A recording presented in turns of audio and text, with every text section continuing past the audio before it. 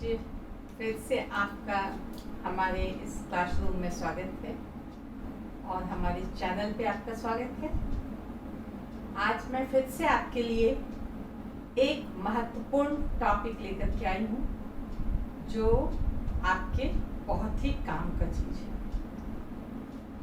जब हम भारत के का आधुनिक इतिहास पढ़ते हैं तो वो भारत का आधुनिक इतिहास भारत के स्वतंत्रता संग्राम का भी इतिहास होता है। मतलब भारत के स्वतंत्रता संग्राम का इतिहास आधुनिक भारत के इतिहास का एक महत्वपूर्ण अंग है। तो आज मैं आप लोगों के सामने भारत के स्वतंत्रता संग्राम से एक टॉपिक कह सकते हैं या आधुनिक भारत के इतिहास का एक मुख्य टॉपिक कह सकते हैं। क्या? बंगाल विभाजन। आज मैं आप लोगों के सामने बंगाल विभाजन पर प्रकाश डालूंगी जो एक बहुत ही महत्वपूर्ण विषय है। तो सबसे पहले मैं बात करूंगी कांग्रेस के जन्म से।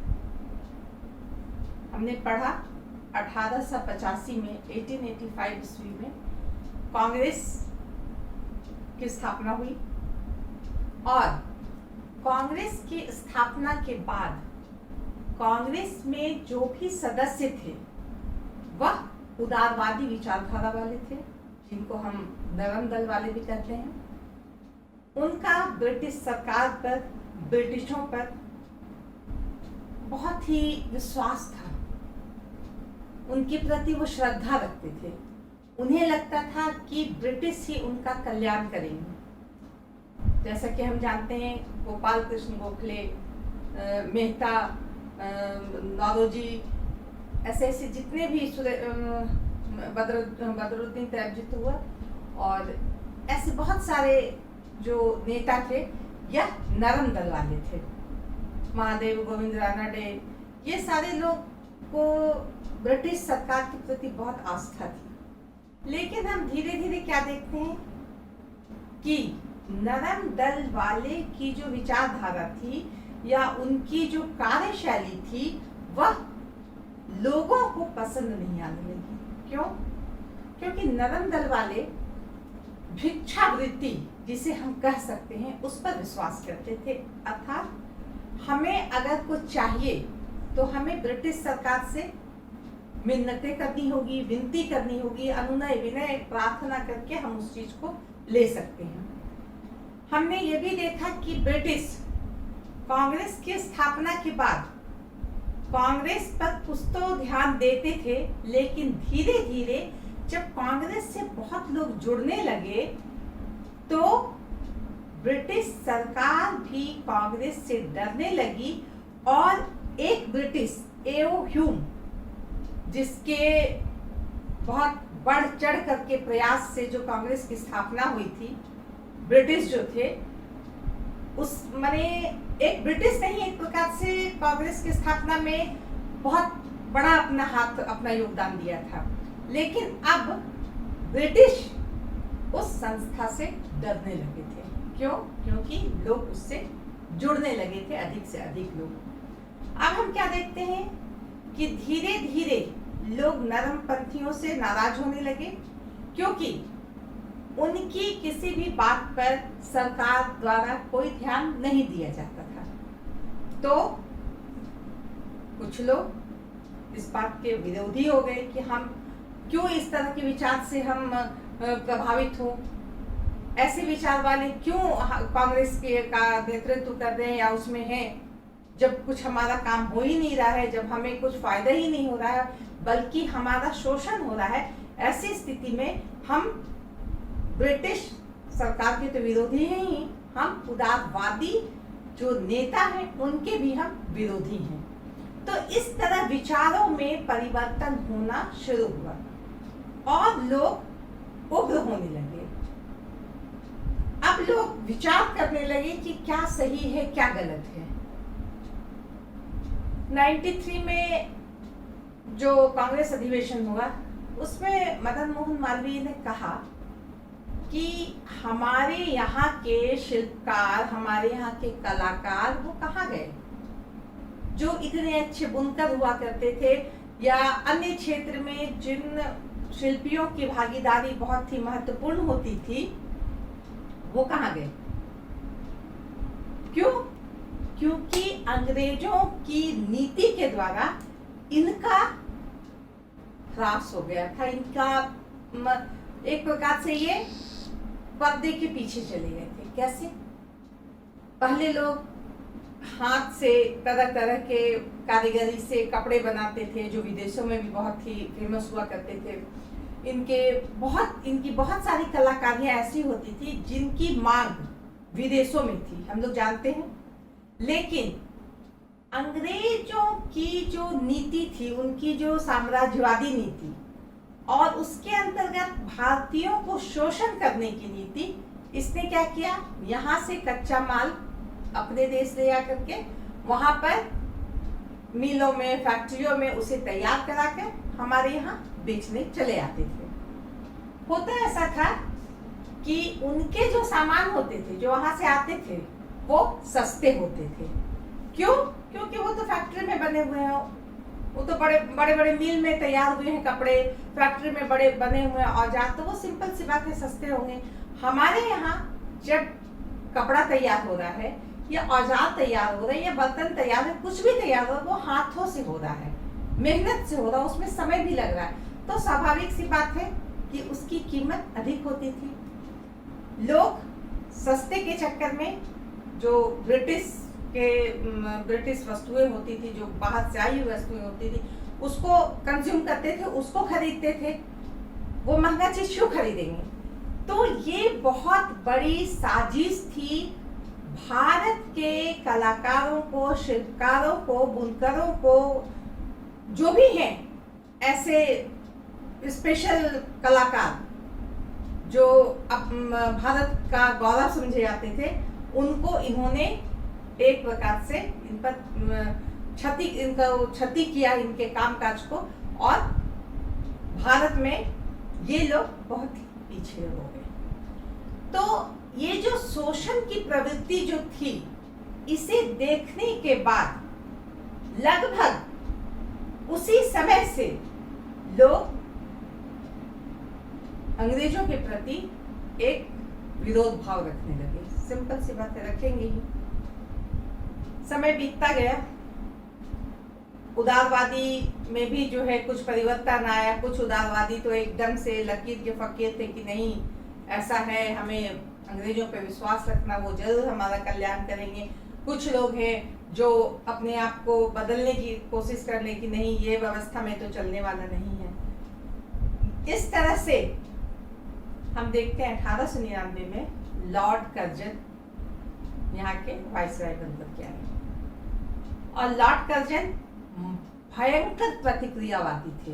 प्रतिक्रियावादी मतलब उनका जो विचार था वह भारतीयों के अहित के लिए था। वह कभी भी नहीं चाहते थे कि भारतीयों का भला हो। वह हर तरीके से भारतीयों को दमन करके या दबा करके रखना चाहते थे। ऊपर से उनकी जो प्रवृत्ति थी एकदम भयंकर साम्राज्यवादी, कि भारत में अगर हमारा साम्राज्य है तो ये और मजबूत हो, इसमें किसी तरह की कोई कमजोरी ना आए, उसे हम किसी भी तरह बर्दाश्त नहीं करेंगे।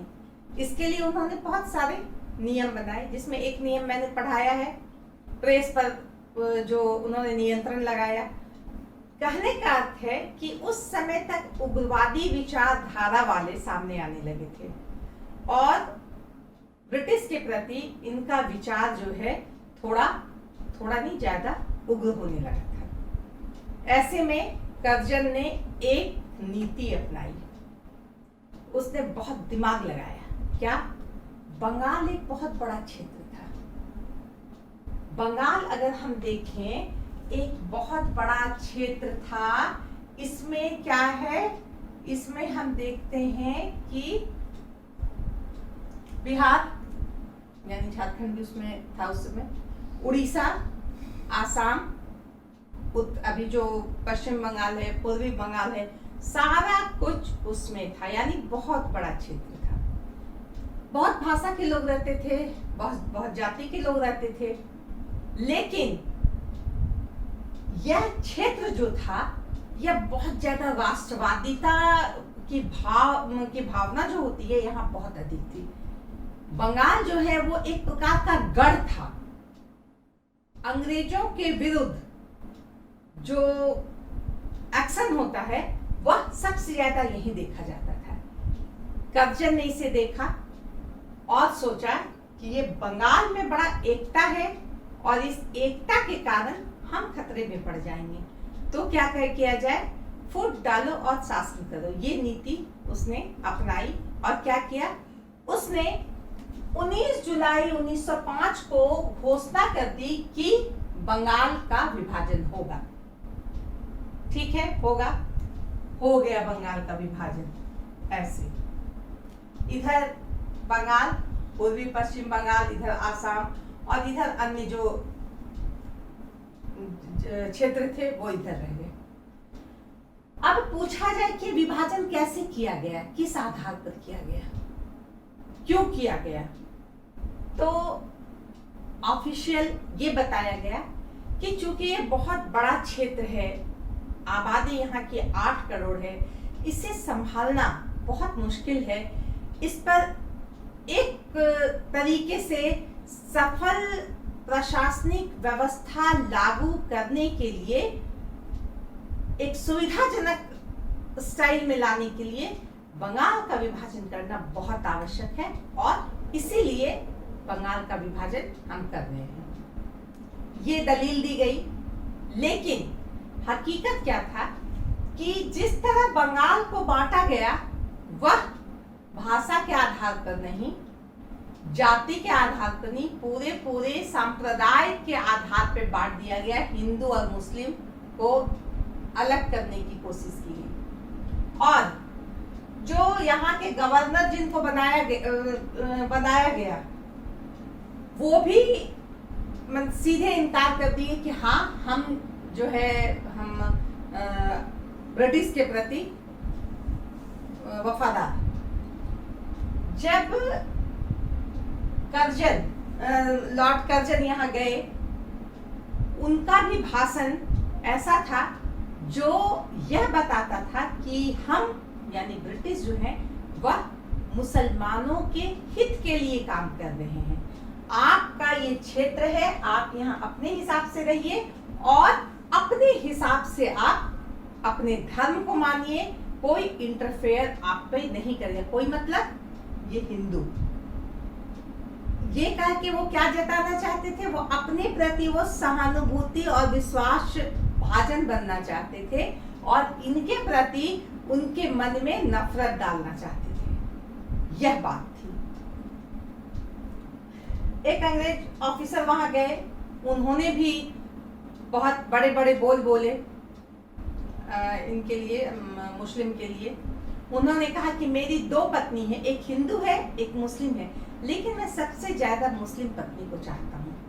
यह सब कह करके वह ब्रिटिश सरकार के प्रति मुसलमानों को अपना भक्त बना रहे थे। लेकिन दूसरी तरफ ये घोषणा होते ही भारतीयों में, ना सिर्फ बंगाल क्षेत्र में, पूरे भारत के लोगों में एक खौफ, एक उबाल आ गया, एक बहुत गुस्सा आ गया, बहुत ज्यादा रोष आ गया। क्यों?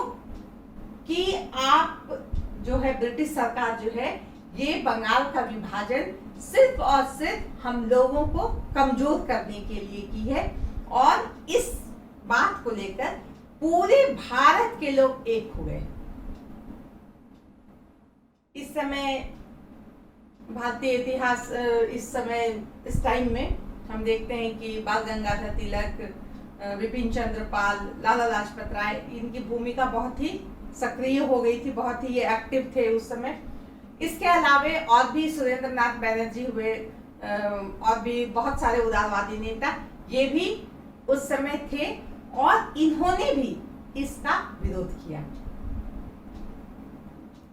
अगर बंगाल विभाजन को किसी और तरीके से आधार से बांटा जाता कि भाषा के नाम पे बांट दो, ये आसामी है आसाम को डाल देते, इधर कर देते, बंगाली को बंगाली प्रांत बनाते हैं, उड़ीसा को उड़िया प्रांत बनाते हैं, बिहारी को बिहार को जहाँ बिहारी रहने वाले वहां बिहार को बनाते, तो किसी को कोई आपत्ति नहीं होती। लेकिन यह एक बहुत बड़ी साजिश थी कर्जन की, जिसने भारत में सांप्रदायिकता फैला करके अपने आप को मजबूत करने की कोशिश की। मैंने क्या बताया, पूरे देश में रोष गुस्सा व्याप्त हो गया और 7 अगस्त 1905 को कलकत्ता के टाउन हॉल में एक मीटिंग हुई और कहा गया कि हम लोग विरोध दिवस मनाएंगे इस बात को लेकर के।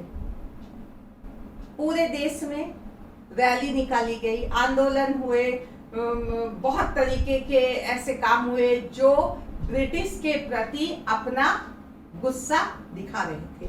ये अलग बात है कि ऐसी कोई हिंसात्मक बात उसमें नहीं हुई, लेकिन यहाँ पे ये कहा गया कि अब हम ब्रिटिश वस्तुओं का, ब्रिटिश का बहिष्कार करेंगे, ब्रिटिश वस्तुओं का बहिष्कार करेंगे, ब्रिटिश संस्थाओं का बहिष्कार करेंगे। इस तरह की वहां पे इस तरह के प्रण वहां लिए गए और पूरा भारत इस मामले को लेकर के एक हो गया।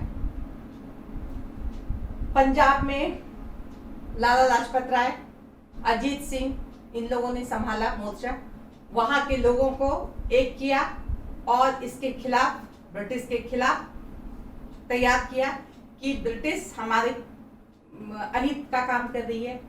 इधर बाल गंगाधर तिलक ने महाराष्ट्र में और पुणे में वहां पे लोगों को संगठित किया, रैली, आंदोलन, धरना, प्रदर्शन, विदेशी वस्तुओं का बहिष्कार, विदेशी संस्थाओं का बहिष्कार। अगर किसी दुकान में विदेशी वस्तुएं मिलती है तो उन दुकानों को बंद करना या वहां से लोगों को सामान लेने के लिए मना करना। तो ये सारी बातें शुरू हो गई और बहुत ही जोर शोर से शुरू हो गई। इस बात को याद रखना है कि घोषणा हुई थी 19 जुलाई 1905 को, घोषणा हुई कि बंगाल को बांटा जाएगा, विभाजित किया जाएगा। 7 अगस्त को विरोध दिवस मनाया गया इसके खिलाफ और 16 अक्टूबर 1905 को इसे लागू कर दिया गया, यानी कि नियमतः और एकदम प्रैक्टिकली उसको बांट दिया गया कि बंगाल, असम सब एक तरफ है और इधर कुल मिला जुलाकर हिंदू इधर, मुस्लिम इधर, इस तरह से बांट दिया।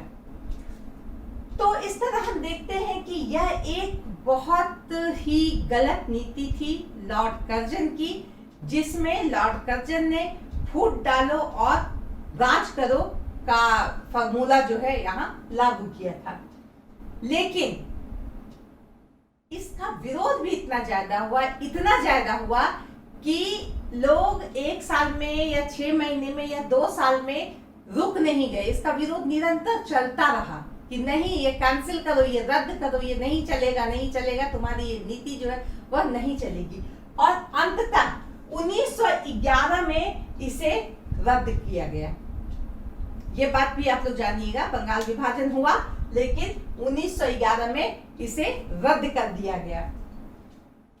इससे संबंधित एक ये मैंने यहाँ पे कुछ लिखे हैं डेट, ईयर, इसको आप लोग ध्यान दीजिएगा। सबसे पहले 1905 का बनारस अधिवेशन की हम बात करते हैं। बनारस अधिवेशन में क्या हुआ, नरम दल और गरम दल दोनों आमने सामने हुए और यहां से दोनों में मतभेद का जो दर्शन होता है वो हुआ, शुरुआत हुई। क्योंकि नरम दल वाले वह विरोध करते थे, लेकिन उनका विरोध था कि इतने उग्र होकर विरोध करने की कोई आवश्यकता नहीं है। ठीक है, स्वदेशी अपनाओ, लेकिन इतना रैली, इतना हंगामा करने की कोई आवश्यकता नहीं। तो होता ही है, ये बड़े ऊपर वाले जनरेशन थे, ये नीचे नए जनरेशन थे, दोनों में जो टकराव था वो यहाँ दिखा। और 1906 में हम क्या देखते हैं, इसमें खुल करके ये दोनों सामने आ गए कलकत्ता अधिवेशन में। लेकिन 1907 के सूरत अधिवेशन, याद रखने वाली बात है, हमेशा याद रखिएगा, 1907 में क्या हुआ, सूरत में जो कांग्रेस का अधिवेशन हुआ उसमें नरम दल और गरम दल अलग हो गए, बिल्कुल अलग। जाओ तुम अपना देखो, हम लोग तुम्हारे साथ नहीं है। और फिर इस बात को भी ध्यान रखा जाए कि 1916 में लखनऊ अधिवेशन में फिर से दोनों दल एक हो गए थे। तो इस तरह ये जो समय है, ये जो ईयर है, ये जो साल है, बहुत ही महत्वपूर्ण है। आप लोग इसको बढ़िया से याद कीजिएगा, कभी मत भूलिएगा। तो ये हुआ। अब हम कहेंगे, जैसा कि हमने बताया कि इसमें क्या हुआ, असहयोग आंदोलन में जो हुआ था, विदेशी वस्तु जलाए गए, विदेशी कपड़ों की होली जलाई गई, बहुत ही ब्रिटिशों के प्रति विरोध का प्रदर्शन अलग अलग तरीके से किया गया। हम क्या देखते हैं, ये अगस्त विरोध दिवस। आप लोग अगर गौर करेंगे तो देखेंगे रक्षाबंधन जो होता है वह अगस्त में होता है, और इस समय ही ये विरोध दिवस हुआ था। इस समय सभी लोगों ने एक दूसरे के हाथ पर राखी बांधी और विरोध दिवस को सफल करने के लिए या ब्रिटिश सरकार का विरोध करने के लिए जो है एक दूसरे के साथ आपस में प्रेम का प्रदर्शन किया कि हम लोग एक हैं और हम लोग ब्रिटिश सरकार को जो है किसी भी तरह से उसकी मनमानी करने नहीं देंगे। तो इस तरह जो है बंगाल विभाजन हुआ और यहाँ तक आके समाप्त हो गया। लेकिन इसके साथ ही साथ हम अगर देखें तो स्वदेशी आंदोलन भी शुरू हो जाता है। जैसा कि हमने कहा कि यहाँ पे 7 अगस्त 1905 में विरोध दिवस जो मना कलकत्ता के टाउन हॉल में, उसमें यह कहा गया कि अब हमें स्वदेशी आंदोलन को अपनाना, अब स्वदेशी आंदोलन हमें लागू करना होगा, हमें स्वदेशी वस्तुओं का प्रचार करना होगा, हमें स्वदेशी पर बल देना होगा। अब हम विदेशों से आए सामान, विदेशी संस्था, विदेशी शिक्षा, किसी भी चीज को हम स्वीकार नहीं करेंगे। और यह आंदोलन इसके साथ साथ चलता रहा, बहुत सफल रहा, साथ में चल रहा था। लेकिन हम क्या देखते हैं कि स्वदेशी आंदोलन जो है 1908 आते आते कमजोर हो गया। क्यों कमजोर हो गया? क्योंकि अंग्रेजों की जो नीति थी उसने ऐसा प्रहार किया कि ये होना ही था। सबसे पहले तो हिंदू मुस्लिम में जो भेद कर दिया गया, इसी समय हम देखते हैं कि 1906 में जो है मुस्लिम लीग की भी स्थापना हो गई थी और इधर 2 भाग में बांट करके मुस्लिमों को अपना शुभचिंतक बना दिया था ब्रिटिश ने अपने आप को, और हिंदुओं को दुश्मन बना दिया था। तो क्या हुआ था, मैंने बताया कि ढाका का जो आला कमान था उसने सीधे कर दिया कि मैं स्वदेशी आंदोलन में विश्वास नहीं करता हूँ, ना ही मैं उसको प्रश्रय दूंगा। तो इससे सीधा सीधी हो गया कि मुसलमानों ने स्वदेशी आंदोलन को छोड़ दिया। मुसलमान ऐसा हम नहीं कर रहे हैं कि सभी लोगों ने, कुछ लोग जो हैं इसके समर्थक भी थे, लेकिन अधिकांश जो क्षेत्र है वह इसके विरोध में आ गई। तो यह तो नीति थी ब्रिटिश की। दूसरी नीति अगर हम कह सकते हैं तो वही ब्रिटिश ने जो फूट डाल और शासन करो की नीति अपनाई, वह पूरी तरह से कामयाब हो गई और स्वदेशी आंदोलन को चोट पहुंची। तीसरी बात हम देखते हैं कि संगठन और कार्यशैली और जो एक तरीका होता है उसका पूरा अभाव था, इसलिए स्वदेशी आंदोलन बहुत आगे तक नहीं जा सका। लेकिन हम यह कह सकते हैं कि यह स्वदेशी आंदोलन बंगाल विभाजन का नतीजा था, लेकिन इस स्वदेशी आंदोलन ने आने वाले समय में भारत के स्वतंत्रता संग्राम को बहुत अधिक बल दिया। कैसे? 1920 में महात्मा गांधी ने असहयोग आंदोलन किया, और आप याद कीजिए कि विदेशी वस्तुओं का बहिष्कार, विदेशी संस्थाओं का बहिष्कार, विदेशी न्यायालयों का बहिष्कार जो उन्होंने शुरुआत की और लोगों ने उनका जो समर्थन किया, उसका अगर हम आधार कहें तो यह स्वदेशी आंदोलन ही था। तो इस तरह से बंगाल विभाजन जिसे किया गया था, क्यों? भारत को कमजोर करने, भारत के की जो राष्ट्रीयता है उसे कमजोर करने के लिए, लेकिन उल्टा असर हुआ। कर्जन की जो योजना थी कि बंगाल विभाजन करके हम बहुत बड़ा तीर मार लेंगे, ऐसा कुछ भी नहीं हुआ। लोग और अधिक उग्र हो गए। और हम क्या देखते हैं कि इसके बाद 5 के बाद उग्रवादी आंदोलन जो है उसमें बहुत तेजी आ गई। अब जो है इसी बंगाल से एक आंदोलनकारी सामने आने लगे और उन्होंने अपने राष्ट्रीयता का जो परिचय दिया वह बेमिसाल है। हम सभी जानते हैं, फांसी पे चढ़ गए, मर गए, जो भी उनके साथ बुरा हुआ तो हुआ, लेकिन उन्होंने ब्रिटिश के खिलाफ जो कदम उठाया वह इसका ही परिणाम था। अगर कर्जन थोड़ा सोच समझ के काम करते तो शायद ऐसा नहीं होता, लेकिन उन्होंने जो ये गलत सोच रखी थी, जो उनका दमन नीति उनका था, किसी भी तरह से दबा करके रखो इन लोगों को, यह एक बहुत ही बुरी नीति थी उसकी, जो उसे उस समय पता नहीं चला और बाद में यह भारतीयों के लिए बहुत ही अच्छा रहा, एक टॉनिक के रूप में हम कह सकते हैं कि टॉनिक के रूप में रहा। बंगाल विभाजन जब हुआ, सुरेंद्रनाथ बनर्जी ने लिखा कि जैसे सुना बंगाल विभाजन हुआ, ऐसा लगा कि जैसे बम गिर गया है और हम एकदम से स्तब्ध हैं। तो कहने का अर्थ क्या है कि सभी लोग, चाहे वो उदारवादी हो, चाहे वो उग्र नरमपंथी हो या गरमपंथी हो, सभी को ये चीज बिल्कुल ही रास नहीं आई। तो आज मैंने आप लोगों को बंगाल विभाजन बताया।